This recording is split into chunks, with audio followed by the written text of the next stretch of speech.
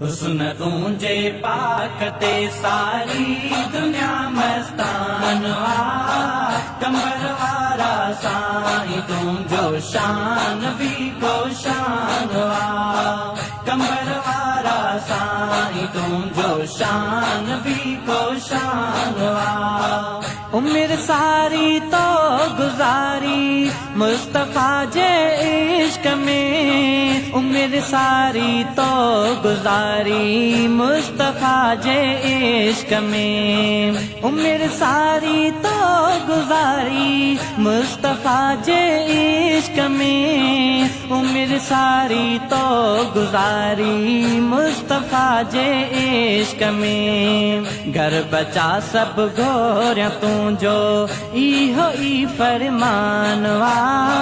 कंबर वारा साईं तुंहिंजो शान बि को शान वा। कंबर वारा साईं तुंहिंजो शान बि को शान वा। हुस्न तुंहिंजे पाक ते सारी दुनिया मस्तान वा।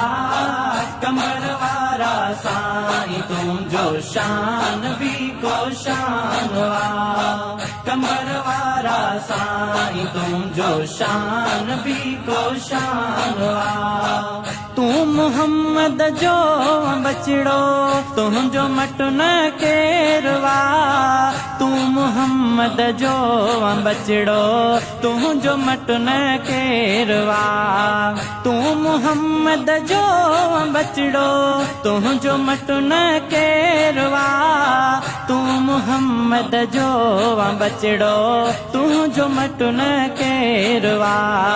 तो जड़ो को नाहे तुंहिंजो शान आली शान वा। कंबर वारा साईं तुंहिंजो शान बि को शान वा।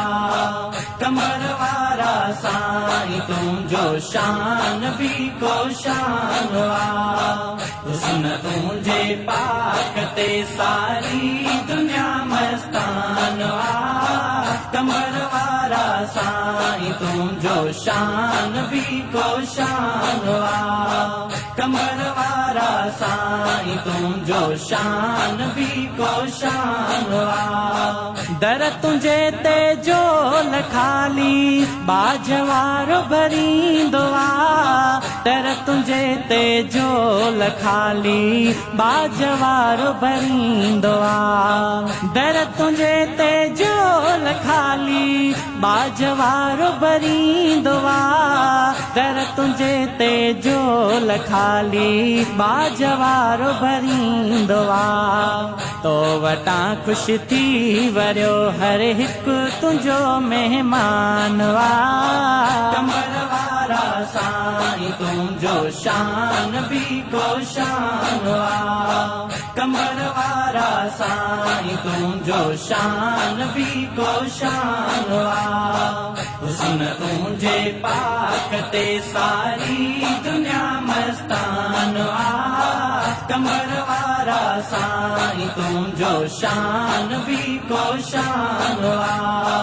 कंबर वारा साईं तुंहिंजो शान बि को शान वा। आपिरी पारत अवां खे पंहिंजे हिन दिल जी। आपिरी पारत अवां खे पंहिंजे हिन दिल जी।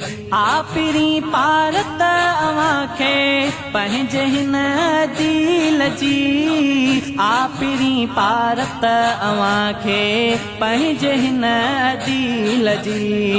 ही कुरेशी आ बणियो तुंहिंजे दर संदो दरबान वा। कंबर वारा साईं तुंहिंजो शान बि को शान वा।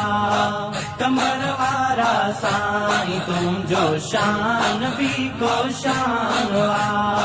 हुस्न तुंहिंजे पाक ते सारी दुनिया मस्तान वा। कंबर वारा साईं तुंहिंजो शान बि को शान वा। कंबर वारा साईं तुंहिंजो शान बि को शान वा।